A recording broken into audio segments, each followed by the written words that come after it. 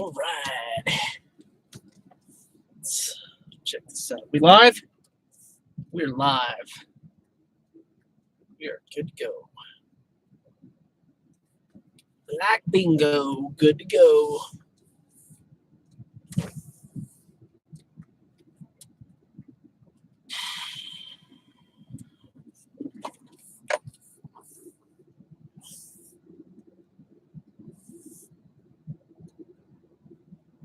All right, welcome. Glad you're here.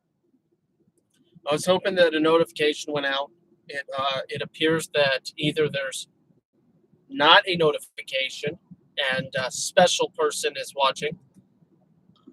Not that anybody is less or more special than others, but some people are more special than others. You just contradicted yourself. Let's talk about imagination.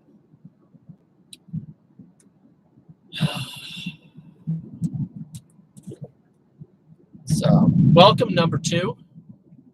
Welcome both of you. I'm gonna say a little thing about imagination as a topic. But I'm trying to be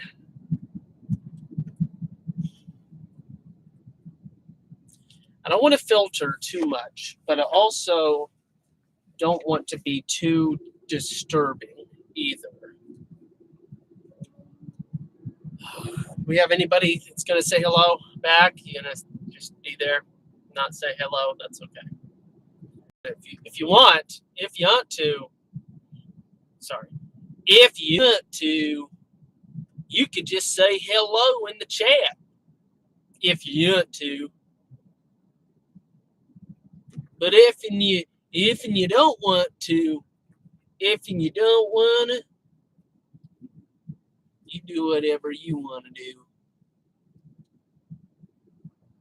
How about you try to speak a little bit more professional? How about that there, senor? Did you just call me senor? Stuff happens. All right. Well, we've got a hello. Thank you. That's what I was waiting. I just, that's the go ahead. When I get a hello, somebody that is there, that's the time when all right, this isn't just a passerby. Because, some people are like, hey, just checking it out. Okay, moving on. Changing channels. Boring. I'm waiting for somebody that's like, okay, what's happening? What you got? Let's do this. Imagination. Interesting topic. Proceed. I'm ready to proceed now. Thank you for the wave. Thank you for the thumbs up. Appreciate you. All right, listen. I'm not going to cover the entire topic of imagination today. It's probably a very large topic. I'm going to talk about thoughts that disturb us. It's kind of where my mind is at today. Imagining nights ago, 2 or 3 nights ago, and it came true today. Not necessarily verbatim. Dreams are vague, and our memory is getting extra. Okay, we're still here. Dreams are weird. Our memories are distorted sometimes. So I'm not going to say that my dream came to pass perfectly, but close enough to know that what happened today was definitely correlated. There were several quotes from my dream, and it's whatever. So I had a dream that I was going to be in a meeting, and that I was going to be corrected and coached on the topic of my production. I knew that this was happening days ago. I knew that it would happen, and I knew that it would happen soon. How soon? So I had a meeting today, special meeting, the sort of meeting that they don't do very, because usually they just fire people. Maybe way, but it's the sort of meeting that way of gauging whether or not it's even worth trying with someone, trying to give them a chance. Obviously, they know to give me a chance. Maybe not obvious, but so that's the good news, is that I'm not leaving work for the last time. I'll be right back tomorrow, 6 days in a row for the 6th or 7th week in a row.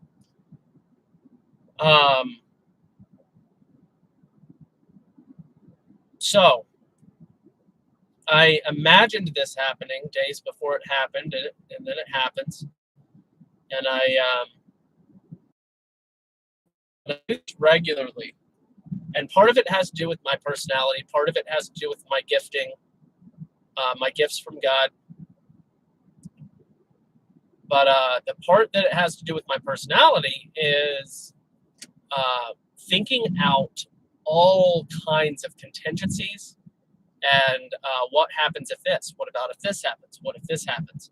What if this happens? What if this happens? What am I going to do if this happens? If I'm in this hypothetical situation, what am I going to do? And what about if they did this? Well, how would they react if I did this?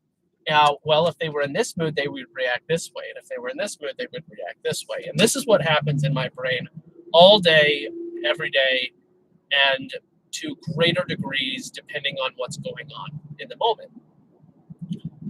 But all day, every day, I am imagining, forecasting, contingency, all sorts. And I'm not saying I'm worrying about stuff. It's like role playing, preparing, planning.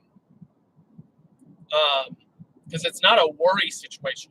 Situations happen, and then I'm like, yeah, I'm doing the thing that I expected myself to do. That makes perfect sense. So that's a personality-related thing. Some of you might understand what I'm talking about when I say that, and some of you might just be like, well, that's weird. That sounds terrible. But it isn't. It's just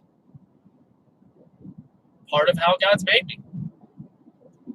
So there's that. And I had these thoughts about this meeting, about my production. And some of you might be wondering, oh, what does that mean? Production, blah, blah, blah. So there's expectations that they have. And I have been, since I joined the team back in late September, early October, I have been providing extra support to my team that goes beyond and outside of the scope of my job and job description. It has been instrumental in saving the company literally thousands and thousands and thousands and thousands and thousands and thousands and thousands of dollars. But that's, interestingly enough, thanks to bureaucracy, my best friend, that's actually sarcasm, isn't it? I don't know how to be satirical about bureaucracy. I guess if you were to be like, this, today in the news, bureaucracy finally accomplishes its goal of being efficient. That would be satire, I suppose. And what I was doing there was sarcasm. So no, bureaucracy is not my best friend. It's the enemy I pray for. It's not a person. You don't have to pray for it. Okay, well, I pray for my heart and my mind and my soul, because bureaucracy makes me want to sin. It makes me angry and bitter. So I pray for myself. Bureaucracy brings out the enemy of myself in me. Isn't that interesting? Enemy in me? That's weird, guys. That's weird. And actually in French, that's how you say it, in me. On me, in me, and me, and me, on me. Anyway, you get it. Or you don't. It's whatever. Maybe you do, maybe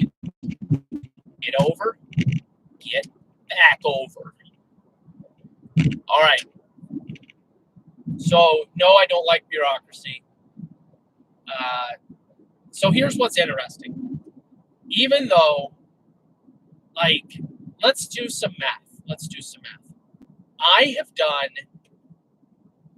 600 loans this year, and that's about half as many as not half the average, about 75% the average.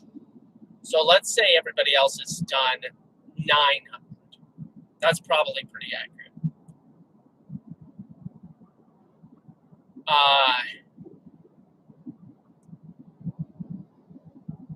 You multiply that by, I don't know, 7 people, 6 people. Our team has fluctuated, but on average, let's just say 6. So 6,000, 5,400 plus myself, 6,000. So 6,000 loans. So out of 6,000 loans, I've saved the company 30,000 minutes. 30,000 minutes. 30,000 minutes I have saved the company because of it. Just one, not all. I've saved the company more than that based on if you put all my tools together. But this one tool that I made for my team, I've saved my company just this year 30,000 minutes of labor. So was that 500 hours?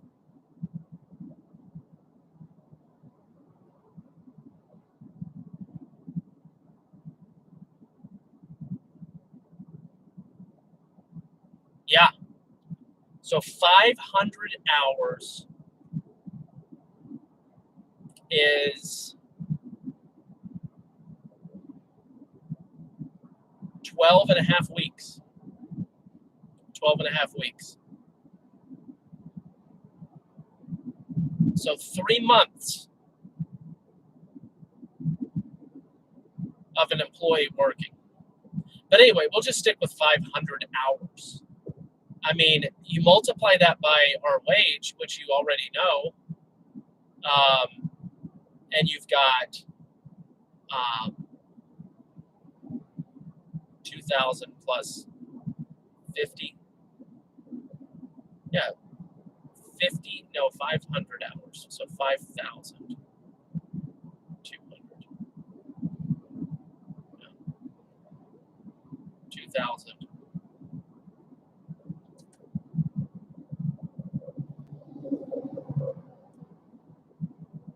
$7,000. Yeah, that's it. So I've saved the company $7,000. And that's based on standard time. There's been a lot of overtime, but we'll just base it on the lowest possible number. I've saved the company no less than $7,000. 25% of the annual salary of an employee.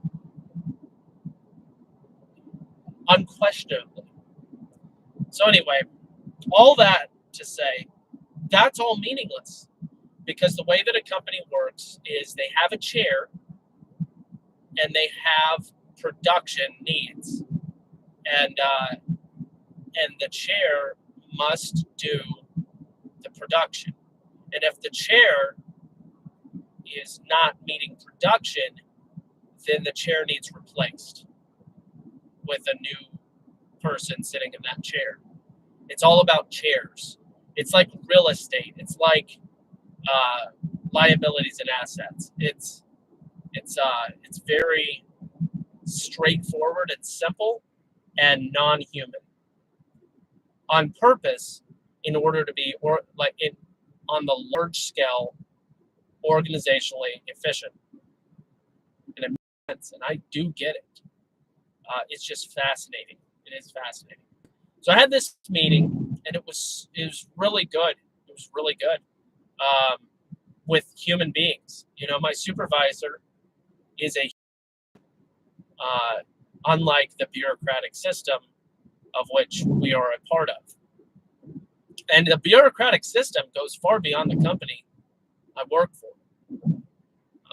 I'll get back to the topic of imagination. I know you're excited to hear more about this, but just kind of explaining what happened today and stuff, and I'll get back to the point. Just give me my moment, please, or not. You don't have to. Forcing anyone to do anything. So anyway, supervisor's great. He really is. He's a real human being, and I appreciate human beings being human beings instead of robots, completely slaves to the system. And you got to know how to finesse the system. So anyway, you're taking up a seat. You must meet production. That's the rule. No matter what. It doesn't matter if you somehow hypothetically save the company $1 trillion, which obviously that's stupid, ridiculous, but like it doesn't even matter. You're in a role and you must fulfill the role, or else you're not fulfilling the role. It doesn't matter what else extracurricular you do, regardless of the benefit thereof. It's really interesting. It just is interesting. When you think about it from the macro perspective, and when you think about it from the micro perspective, it's fascinating. And yeah, we'll just leave it at that. It's fascinating. I had a great meeting. I know what I need to do now, and it's all good. And the main point, I guess the moral of the story, or the most important thing, is I'm going to keep on working really hard. And I'm not working for the company I work for. That's not what matters most. What matters most is my integrity, my ethics, and just working hard. You know, I had to like wipe my face because I worked hard today in an office with a nice, who knows how many hundreds of dollars office chair, fancy desk, all this stuff. But yet I sweat today. And I almost beat a record.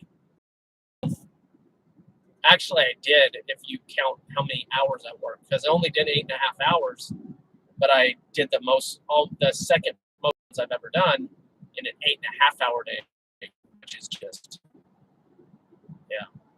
But I got really angry and had a lot of imagination thoughts about myself, disappointment, all these things happening in my brain sauce, and I was like, yeah, no, you're not gonna criticize my production. I'll show you. And we need, I mean, some of us, depending on your personality, I understand you're probably going to react to situations like that differently. But I appreciate a challenge, criticism, all that. The challenge of criticism is something I appreciate and thrive in. When somebody criticizes me, I'm like, oh yeah? Okay. Well, guess what? I was raised, thankfully, I was raised to be above reproach in everything that I do as much as possible. So if I'm going to be criticized about my production, I better make myself above reproach in so much that there's never a chance that they could say that I'm not, what are they, cut and mustard, whatever. I don't know what that means, but I think that's the phrase.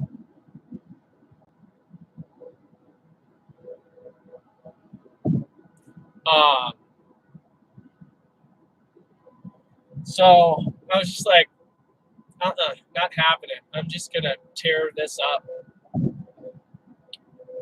in a good way, you know? So I just worked extremely hard. I was on laser focused all day, and it wears you out. I didn't even listen to music once. I didn't even put my earbuds in. Focus. Like, of Adderall focus. And by the way, I've never taken any attention. I've never taken any prescription medication ever, except for Antibiotics like 3 or 4 times ever. But I don't think I ever took pain pills ever. Nope. I've taken like aspirin a couple of times in my life, like 3 or 4 times. White willow, liquid stuff, the white willow bark, taken that a couple of times. But I'm pretty anti-medication, especially having a master's in, I was about to say PhD, having a master's in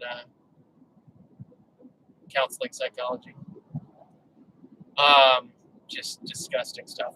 All right, so let's go back to imagination. Let's go back to this topic. Our imagination can be influenced from a variety of factors. And I'm thinking about just the concept, the arena of depression, depressing thoughts, thoughts of a gruesome or nihilistic or catastrophic nature. And it's weird because I've talked to different people throughout my years, and some people, here's what's interesting. Some people imagine horrific things in their head, thoughts, imagination, and they wind up acting on some of them, right? We know those stories. Some of us, unfortunately, know those people, and it's very sad. It's tragic. It's truly tragic. And yet there are other people who have those thoughts and worse, and will literally never act on them, not because of which, by the way, this concept is disgusting. But just to clarify, for the sake of clarification, just because you're not acting on some gruesome, horrific thought that's in your head, that doesn't make you a coward. Some people are like, oh, he's too much of a coward to do it. Right? To jump off the moon and land on the earth, just that's a long free fall, obviously. But anyway, I'm just, as an example, guys, as an artistic, poetic example, I'm using jumping off of the moon and free falling to the earth without a parachute, just as an example. Not that I imagine that on a daily basis. But anyway, a person is not a coward because they won't act. You're not a coward because you have self-control. Okay, I'm trying to phrase it in most clear, simple to understand kind of way. So someone that has self-control is not a coward. Someone that recognizes sin for what it is and repents and seeks the Lord and runs the other direction, appropriately so, from these evil thoughts, that's the right thing to do. It's the right thing to do. So, if you've ever heard some moron, why are these people insistent on scraping the back bumper of my vehicle in order to lane change? Like, why do you have to wait until you're literally 1/100,000th of a centimeter from my bumper and you're all but trading paint with me before you're choosing to change lanes? What kind of people are these that lack the spatial reasoning and judgment to wait until the very last possible moment before causing utter destruction? I don't understand people. there's so many really, really incapable people on the road. It's a miracle that we make it back and forth alive, because some of these people, if they only knew what I thought of them, it wouldn't change a thing. But I am aggravated by people threatening my life. I really am. It's very annoying, just to put it in the least, because I consider it a threat to me when, and I'm not going to violate the law in order to save myself. It's their problem. They're the violator. I'm not going to. Anyway, you guys may or may not get it, but we're going to continue. All right, so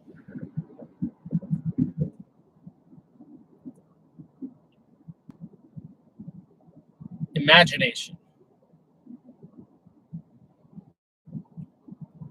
It's an interesting topic because I think that there are elements of where thoughts come from that we don't quite understand. I think that some people want to blame the devil, perhaps, on thoughts sometimes. And maybe there's truth to that, maybe there isn't. If anybody has a clear scripture that comes to mind of implantation of thoughts,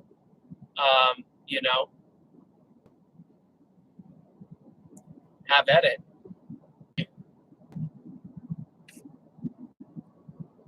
Vague suggestions along those lines, but I don't know if there's an explicit example. And I'm really killing the vocabulary this afternoon. I'm just kidding. Not really, though. I just don't know if there's an explicit example of implantation from the devil. But remind me if there is. It'll add some extra context. I'm not trying to form my entire idea on any certain basis that is or isn't the case. I'm just discussing my idea that I think that sometimes we might want to excuse ourselves of not wanting to think that our brains or hearts are capable of sin, which is an obvious, silly thought, obviously. You get what I'm saying. See, so here's what happened. Wednesday, fine. Thursday, not fine. Friday, fine. Is it timing or is it something else? This exit that I take, fine. It could just be timing. What the criminy? You guys don't even know how to drive. Literally. Just outrageous. All right. So getting back to the point, what I'm trying to say here is I think that sometimes we have thoughts that are just unwholesome. And that's not, I guess that's not a very disagreeable statement, but I think that sometimes we don't want to admit that we had a thought that just needs repented of. And I'll give you some examples of what I'm talking about. We've got 2 people here. You guys, I mean, good for you. Good for you. That's all I can say. So welcome, Truth to Light, Matthew, Larry, best answers. I've got 1 thumbs up.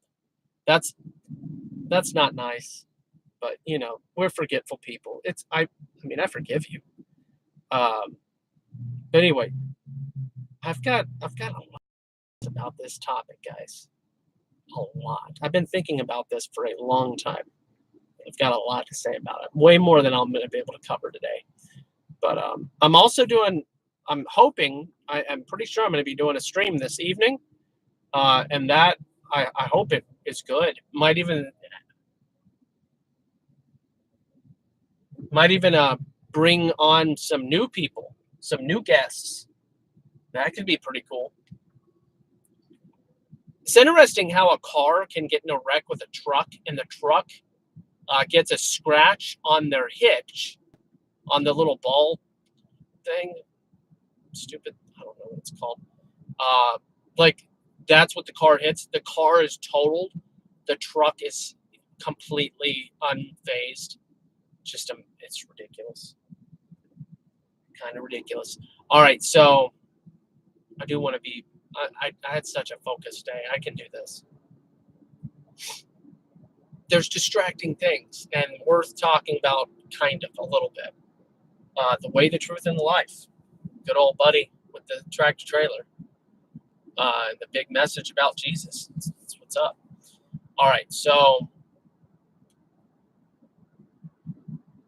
we got 3 people. No extra thumbs ups. That's fine. That's fine. All right, so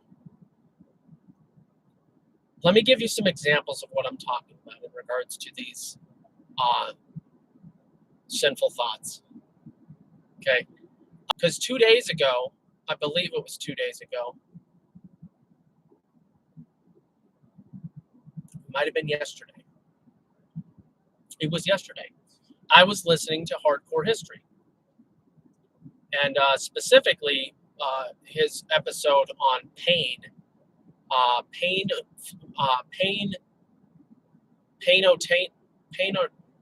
entertainment, painotainment. I don't know. It was a weird word. He obviously made this word up about pain, basically combining the words entertainment and pain. Okay. And I didn't listen to the whole thing because Hardcore History is like 14 trillion hours long, or 4 hours long. You know, it's about the same. I'm kidding. He's fun to listen to. I'm pretty certain he's not a Christian.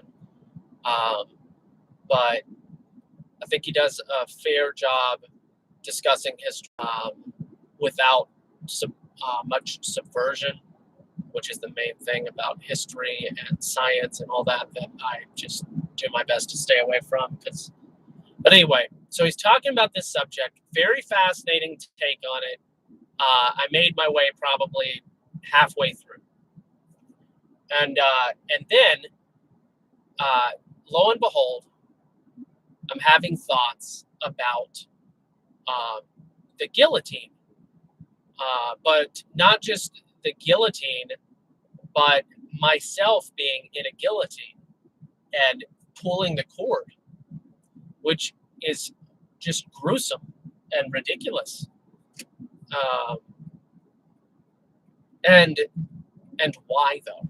And why though? So on one hand, this has to do with what we're putting in our ears and our eyes, right? Because not obviously, when I was playing the video game, PUBG Mobile specifically, tiny little screen, like little screen. I was in a different world though. Avatar situation where I'm literally associated with entering into a different world. And that is part of what makes me not I don't think that that's very good. Something about that seems not good. So good in the eyes of God, kind of good, So anyway, well, I'll just play video games. Fine. Whatever. That's between you and God.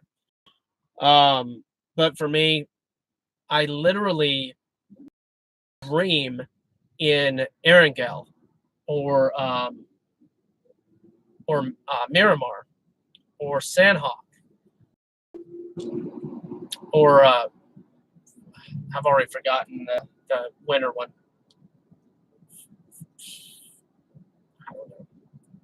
but yeah, like I would, like I know, I mean, I still remember it because it's not been that long.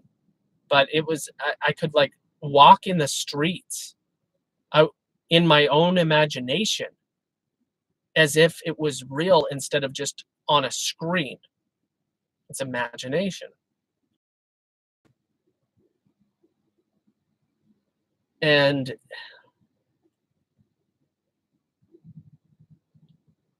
it's what I was putting in my brain, experiencing, acting out in.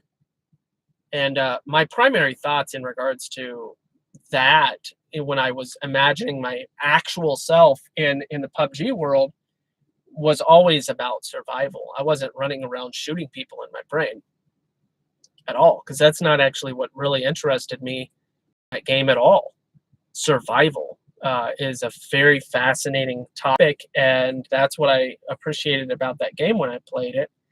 I'm all about camping and surviving and finding clever ways to strategically survive, outwitting the other people, maneuvering, listening to details, all those different things, thinking about what other people are going to be doing based on different details, all that kind of stuff. That's what I appreciated and enjoyed about it. And that's what I would do in my imagination. And then I would even, from time to time, imagine the real world as, but here's the interesting thing. So I'm talking about imagination right now. I'm talking about how I was having very imaginative thoughts about PUBG, and then I'm listening to a history cast and wind up thinking of myself getting decapitated, because I'm listening about these crazy things in history regarding pain and the enjoyment of pain, and Romans and the French and the British, and all these different executions and how they were publicized, or not public events that people watched throughout history, and often how it's, things have changed more recently, but have they changed? Very fascinating. It really is fascinating. So anyway, talk about how this imagination stuff works. And then you have to start to wonder, what is going on? What is going on? Is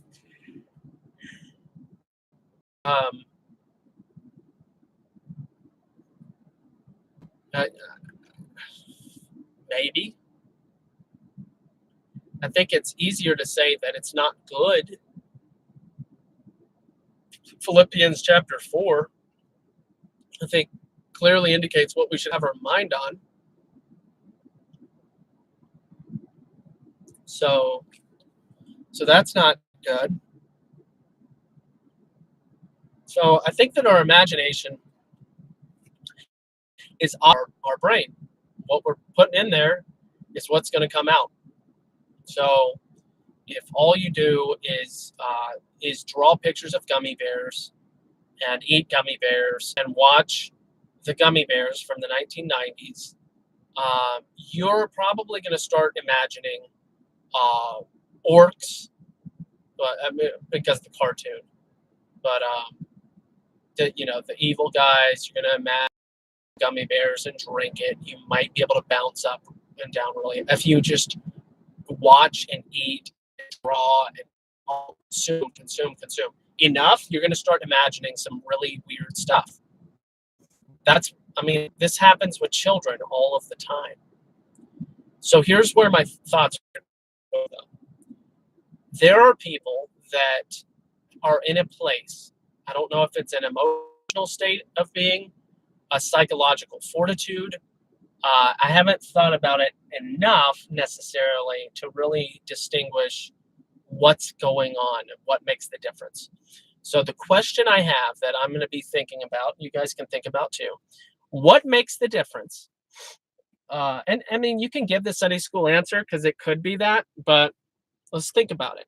What makes the difference between a man that has the thoughts of those things, different things, and the one that the one that doesn't act on it, just has the thought and goes, ugh, it's crazy. Let's move on. Let's do something else. And the one that obsesses with the thoughts and makes them as part of their reality and acts them out ultimately in others or their own life choice that is being made. Is there an intent on escape? And is it possible? I'm just asking questions here. Is it possible that everybody has some form of imaginative thoughts that are probably not healthy from time to time,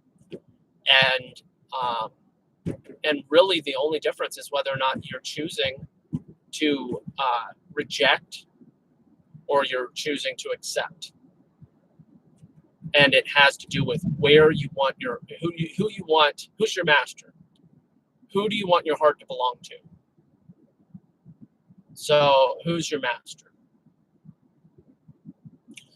Is Jesus your master? Is he the one you want your heart to belong to? Or do you want to be the captain of your fate and the owner of your own heart, master of my destiny? And if that's your intent, you're probably the one. My hypothesis is that is likely the type of person that winds up acting on their imagination. I think it could be as simple as that. Could be. There's probably a lot more to it. But this is worth thinking about. And I think it's a fascinating topic. We could probably deep dive more on it. If you guys think that this is a topic worth further dialogue, conversations, we need to have more conversations about these conversations, conversating about the conversations. So if you guys think that we should have more conversations, discussion on this topic, and maybe even tonight, hey, let me know. Also, that's about all I want to say. I was going to do a little plug, but I'm not going to do that every time. You guys understand it. So what do we have? 4? Quattro? QAnon, what's up? The best answers. What's up, Larry King? What's up, Truth to Light? What's up, Matthew? What's up? Might have said one of your names more than once. What's up? Hey, one more thumbs up. There's 4 of you here. Just one more. It's like pulling teeth. I'm just messing. Oh,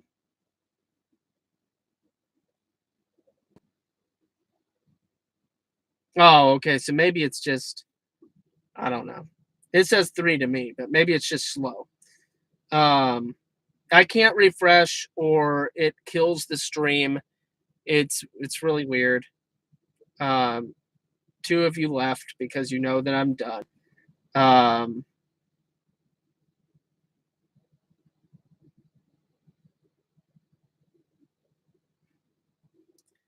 I don't even know about that.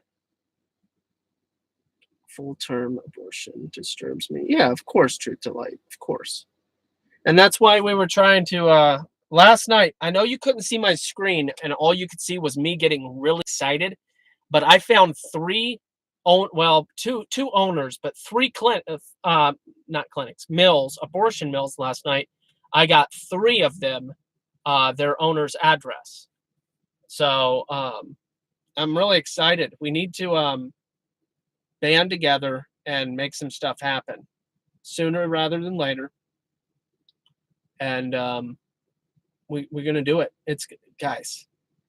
We need so many more people that are excited about this, and I don't understand. Operation Baby Landlord. If those words are foreign to you and you don't know what Operation Baby Landlord is, email me at operationbabylandlord@gmail.com, and you'll listen. Just if you hate abortion, then do something about it. And it doesn't have to be with me. That's just my project with friends. but I want it to be bigger. You know, I'd love for 100 people. That's my goal, is to have 100 people working on this all the time. You know, at least 10 people touch the project every week. That's my goal. At least 10 every single week. That's the goal. So I feel like 100 is a fair number that would make that a reality. So right now we're at like 12 people, and it's not getting touched weekly. So that's not even 10%, right? But if at 100, and you know, we have stuff going on. It's busy. We have obligations. I obviously I didn't touch it for a couple of weeks, like 2. But I did last night. It was super exciting. And we're going to do this thing. It takes time, it takes work and effort, but we can get it together. And it's all good. It's all good. Got to be vigilant. Stay on top of these things. So anyway, email operationbabylandlord@gmail.com. operationbabylandlord@gmail.com. And it's good. It's good stuff. Or get involved with another organization that gets it, like abolishhumanabortion.com. I think it's com or org. It could be org. Abolish human abortion. Just Google abolish human abortion. Those guys get it. They get it. They're like super woke in a good way, not the horrible SJW way. Anyway, you guys have a good one. See you tonight. And if anybody wants to be part of the stream tonight, then that'll be cool. Just let me know. Send me a message. Leave a comment on this video or something. That'll be in a couple hours. Read your Bible, though. Always.